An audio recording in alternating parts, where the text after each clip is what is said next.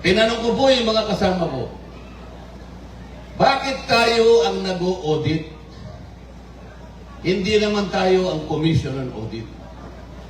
Ayaw po nila ako sagutin. Papayag ako kako, sasama ako sa inyo na mag-o-audit tayo sa opisina ng Vice President kung meron tayong batayan na legal. Tinanong ko po yung Commission on Audit, hindi po ba nakasulat sa saligang batas na kayo lamang ang opisina na pwedeng mag-audit at mag-examine sa pagkakagasta ng ating perang bayan? Ang sagot po ng COA, opo. Bakit nyo ibinigay yung inyong tungkulin sa House of Representatives? Bakit nyo ibinigay? Kayo ang nagsusuri, kayo ang nag-audit, bakit nyo ibinigay ang mga papeles na sinusuri nyo para silang magpatuloy? Hindi naman namin katungkulan ito. Kasi po sinagpinan nyo po kami. O sinugpinan ka nga, bakit hindi ka sumagot? Pati hindi mo sinabi, Mr. Speaker, ano yung pangalan ng speaker natin? Mr. Speaker, pasensya na po kayo, hindi po namin pwedeng ibigay yung mga report sa inyo. Baka po kami magkasala. Kasi po sa saligang batas, kami lamang po ang pwedeng mag-audit. Hindi po kayo. Pwedeng ilaban natin ang umabot tayo sa Korte Suprema sapagkat yun ang katuwiran. Hindi po Kami na ang kumuha sa tungkulin na hindi sa amin. At pagkatapos, nung sinuri namin, kami-kami lang, wala namang nag-check, final and executory. Nakakita po ko yun ng gano'n. Sa COA po, walang final and executory. Lahat po ng kanilang examine, lahat ng kanilang audit report, walang conclusive po doon. Pwedeng questionin, assailable, appealable, pwede kang makarating hanggang Korte Suprema. Bakit nung magsuri ang House of Representatives, doon na lang, wala nang appeal, walang question. Ito po yung sinasabi kong mali. Pangalawa, sinabi ko sa kanila, ilan bang opisina ng ating gobyerno ang merong confidential funds? Ayaw po nilang sumagot. So tinanong ko sa COA, ilan ba talaga ang opisina ng ating pamahalaan ang merong confidential funds na katulad ng opisina ng Vice President? Sabi po ng COA, mahigit na 400. Mahigit pa lang 400. Bakit ang ini-examine natin yung opisina lang ng Vice President? Baka pagtawanan tayo ng mga kababayan kung taga-Tarlac. Baka mapagkamalan tayong namumulitika, na may personal tayo. Bakit hindi nyo ipatawag lahat yung 400 na merong confidential funds? Sabay-sabay nating imbestigahan lahat. Ayaw po nilang sumagot. Hindi po sila makasagot. Ganon po yung ugali nila. So nagre-raise po ako ng isang legal issue, nagre-raise ako ng constitutional issue. Hindi nila masagot. Ang gagawin po ng mga ibang kasama ko, guguluhin ako. Aawayin ako. Kuminsan po yung tatanggalin po nila ng sang para hindi na po ako makapagsalita. Pagkatapos aagawin po yung hopya na kinakain ko. Ganun po si Congressman Marcoleta. Ilalaban po niya yung totoo. Ilalaban niya yung katwiran. Lalong-lalo na po yung katwiran kapag ka po ay nakakaapekto na po sa mga karaniwang mamamayan na mahihirap sapagkat ako po ay nanggaling sa hirap. Ayaw ko na pong magkwento sapagkat baka kota mga pakyak kayo mo, kota ko maniwala, totoo po yun. Nagaral ko, Tarlac, Paniki. Biro nyo, grade 6, grade 5, may grade 1 ko, Barangay Apulid, Paniki, Tarlac. Mayari ko nga school, Paniki, Tarlac. Gov. Susan, Mayor Susan, Congressman Vic, Governor Vic. Manuwala kayo?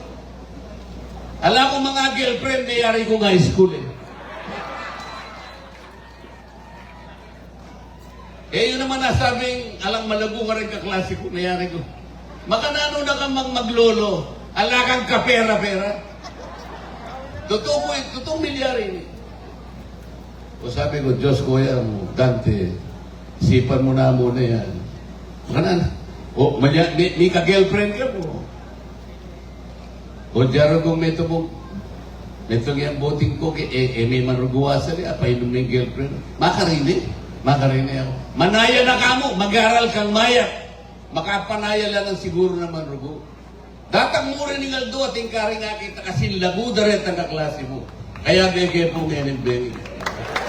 Kala ka ko tama.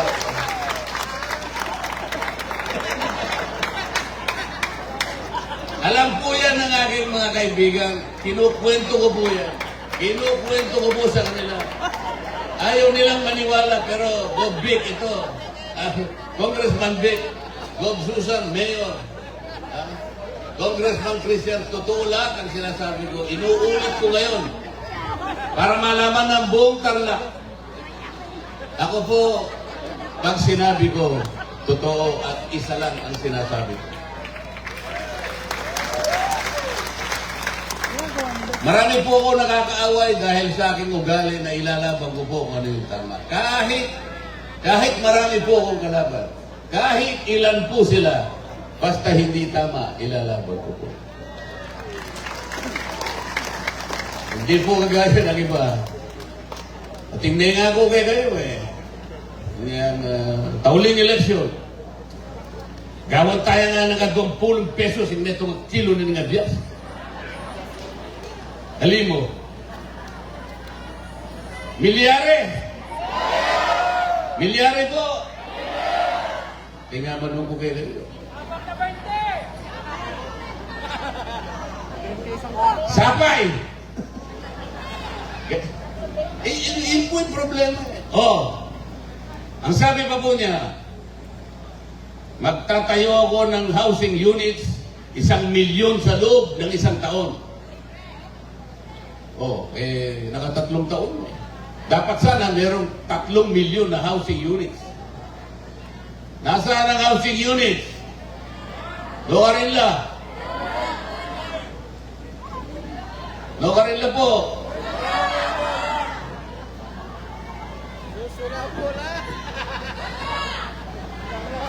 Kay ba't sinabi ra pa, I am going to be steadfast in my resolve not to recognize the jurisdiction of the ICC. Something na pangasabi. Bala mo totoo. I will not cooperate with the ICC in any shape and in any form. Hindi ako makikipag-cooperate sa ICC sa anumang forma o hugis. O ita dekap dergo, dating presidente dito. Kaya mo milyari kaya katang bansa. Only in the Philippines. Alayang kasalanan ng presidente. Kasalanan ng Murugo. Liguranin kayang bansa. Alam niya ang panganib ng droga. Alam niya, wawasakin ang lipunan. Wawasakin ang pamilya. Sisirain, pati tauhan ng isang tao. Alam niya ang panganib nito. Bilang Pangulo ng bansa, katungkulan niya na depensa, protection niya ang kapakanan ng kanyang mamamayan. Nagtagumpay ang kampanya sa droga. Hindi ko sinasabing tagumpay na tagumpay. Ngunit, maraming makapagsasabi na nakapagbigay ng kapakinabangan sa maraming lugar sa ating bansa. Yun lamang isang street sa Quezon City na manggagaling sa Quezon Memorial, yung Commonwealth, tatagos yun hanggang Fairview. Mahaba po yung street na yun. Commonwealth Avenue ang tawag. Nung wala pa yung kampanya laban sa droga, alam po ba ninyo na yung street na yun, may 35 hanggang 40 insidente ng hold-upan at nakawan. Nung wala pa yung laban kontra droga. Nung matapos yung kampanya sa droga, kahit papano, nakinabang po yung kahabaan Nagbubunyi lahat ng barangay kapitan. Nakinabang ang kanyang mama, nagpapasalamat. Pero ang ibang kalaban ng dating Pangulo, hinatulan siya, hinusgahan ang kanyang kampanya base sa bilang ng namatay. Hindi ko po alam kung bakit ganun ang ginawa nilang pamantayan. Marami ang mamamatay siguro, sapagkat ang kalaban ay mga kriminal. Mga nagsusulong ng droga, mga gumagamit ng droga, nagdinegosyo at nakikinabang sa droga kahit na mawasak ang lipunan. Yun ang kanyang sinagasaan, yun ang kanyang nilabanan. Lalaban talaga sila, kaya merong namatay. Bakit uusgahan ang isang programa sa bilang ng mga namatay? Bakit hindi mo usgahan sa bilang ng mga taong nakinabang, mga pamilyang naisalba sa panganib ng droga? Ilang milyon ang nakinabang. Yun dapat sana ang ginamit.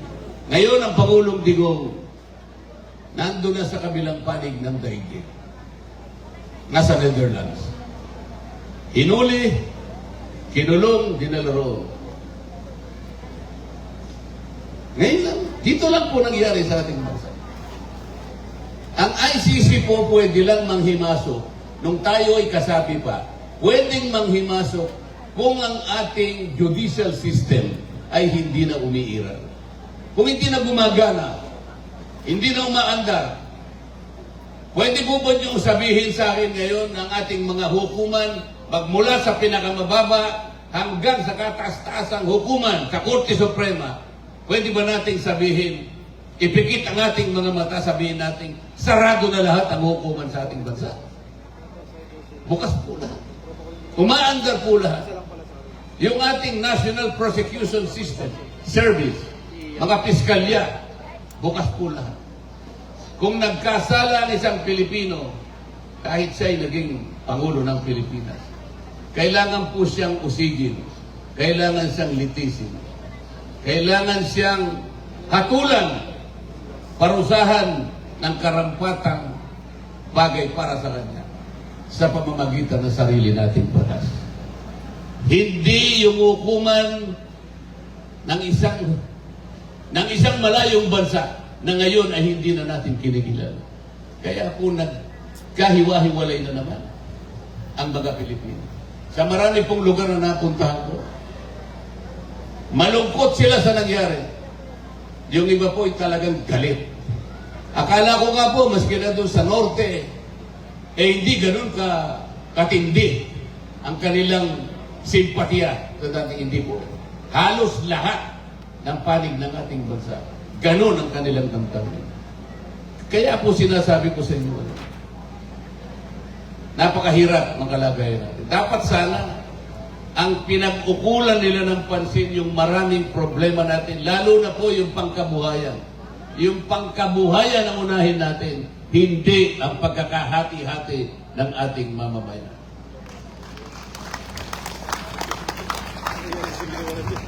Salamat po sa inyo, mga kababayan kong taga-Tarlac. Narinig po ninyo ang endorsement ng aking mga kaibigan dito. At sana po sa gabing ito ay magkaisa tayo. Total naman, napakinggan ko po yung inyong pagsuporta. Sana po ay matuloy-tuloy tayo. Makarating tayo doon. Lalong-lalo na po sa tulong ninyong lahat na dito sa ating probinsya.